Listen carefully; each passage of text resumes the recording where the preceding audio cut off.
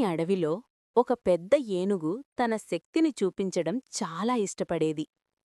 ఈ అడవిలో నేనే అత్యంత బలవంతుడిని అని అది గర్వంగా అరిచేది. ఒక వేడికాలం మధ్యాహ్నం ఆ ఏనుగు ఒక చిన్న చిలుక చెట్టుకొమ్మపై గూడు కడుతున్నది చూసింది. అది పెద్దగా నవ్వింది. ఎందుకంత కష్టపడుతున్నావ్? నేను ఒక్కసారి నెట్టితే నీ చిన్న గూడు కింద పడిపోతుంది అని చెప్పింది. చిలుక కొంచెం భయపడింది, కాని శాంతంగా ఉన్నింది.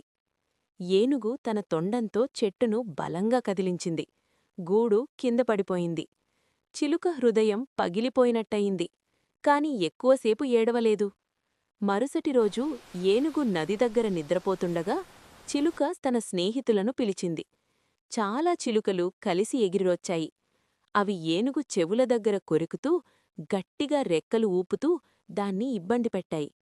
ఏనుగు భయంతో ఒక్కసారిగా లేచింది. ఆపు! ఆపు! దయచేసి ఆపు! అని అది అరిచింది. చిలుక ధైర్యంగా చెప్పింది. నీవు పెద్దవాడివి, బలవంతుడివి, కాని నీకంటే చిన్నవారిని ఎప్పుడూ ఇబ్బంది పెట్టకూడదు. ఏనుగు సిగ్గుపడింది. క్షమించు అని అది మృదువుగా చెప్పింది.